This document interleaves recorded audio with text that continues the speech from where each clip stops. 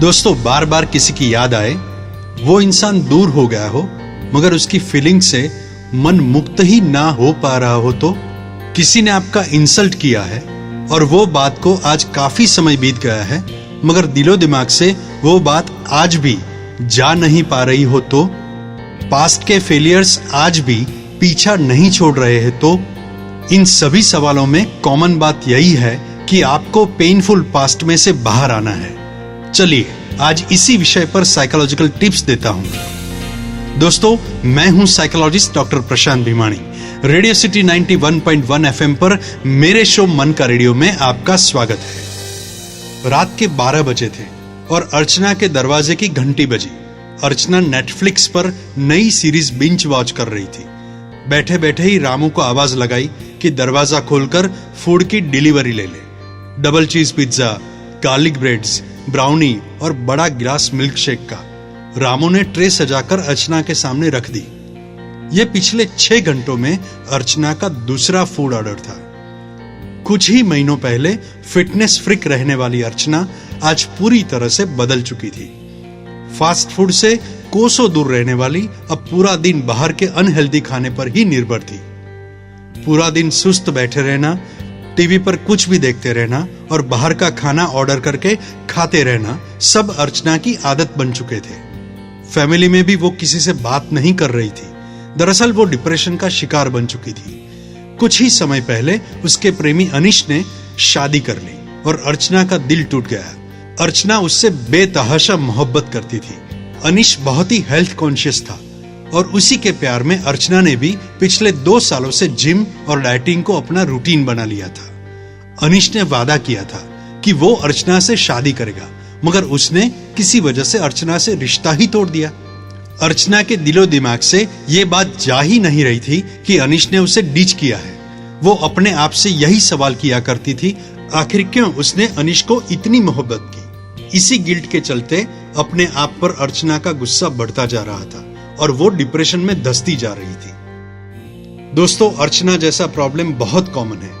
जब जब 2 इंसान इमोशंस से जुड़ते हैं तब तब दोनों तरफ से टाइम, फीलिंग्स और एनर्जी का इन्वेस्टमेंट होता है। बस इसी आस के साथ कि मुझे भी सामने से उतना ही रिस्पॉन्स मिलेगा। मगर जब वो रिस्पॉन्स नहीं मिलता या वो व्यक्ति आपसे दूर हो जाता है तो पहले दिन सबसे ज्यादा शॉक लगता है। सबसे पहले तो इस बात का स्वीकार करना जरूरी है कि जिसका प्यार टूटा है वैसे आप दुनिया के एकमात्र व्यक्ति नहीं है। ऐसा हो भी सकता है कि किसी को चहीती व्यक्ति मिल जाए मगर दूसरा कोई अनजाना प्रॉब्लम उसमें हो और आपको बाद में भी पता चल सकता है। सबसे ज्यादा इंपॉर्टेंट है कि दुख में से बाहर निकलने का निश्चय हमें खुद करना है। दुनिया बहुत बड़ी है, जिंदगी अभी बाकी है। सिर्फ किसी को अंधा प्यार करने में ही आनंद या उपलब्धि नहीं होती। आपकी जिंदगी के दूसरे एम्बिशंस पर भी ध्यान दीजिए।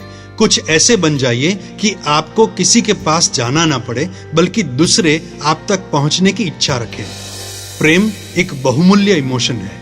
उसे किसी व्यक्ति तक सीमित करके उसे फालतू टैग मत दीजिए। आपका खुद का अस्तित्व भी महत्वपूर्ण है।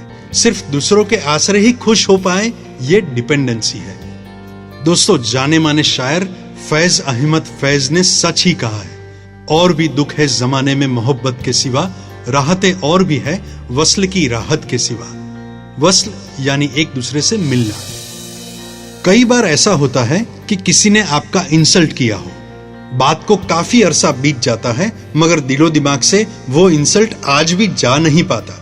दोस्तों, इज्जत हर किसी को पसंद है, बेइज्जती किसी को नहीं।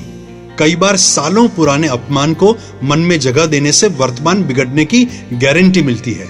हो सकता है कि सामने वाली व्यक्ति उसे भूल गई हो मगर हम मन में वही नेगेटिव फीलिंग दिन रात लेकर घूमते रहेंगे तो हमारे शरीर पर भी उसके नेगेटिव इफेक्ट्स जरूर होते हैं। कंटिन्यूअस स्ट्रेस बना रहता है, हमारा डाइजेशन वीक हो जाता है, नींद बिगड़ती है, आसपास के लोगों से व्यवहार बिगड़ता है, माइग्रेन जैसे साइकोसोमेटिक डिसऑर्डर्स के शिकार भी बन सकते हैं। अगर सही समझें तो वो अपमान वास्तव में उसी पल की घटना है। उस बात से जितना जल्दी मूव ऑन कर जाओगे उतना ही आपके फायदे में है। एक काम कीजिए, जिस व्यक्ति से आपको अपमान महसूस हुआ है उससे दोबारा मिलिए, वही बात पूछिए, हो सकता है आप मानते हो उतनी नेगेटिविटी उस पल में ना भी रही हो। जिस बात से आपको दुख पहुंचा है, अपमान महसूस हुआ है, उस बारे में विनम्रता और स्पष्टता से बात कीजिए। शायद सामने वाला इस अपमान की घटना से बिल्कुल अनजान हो, उसे पता ही ना हो कि उससे ऐसा कुछ हो गया है, और शायद वो आपकी माफी भी मांग ले। और हाँ, अगर ऐसा कुछ भी नहीं होता है तो क्या आपको नहीं लगता कि वो इंसान आपकी नफरत के भी लायक नहीं?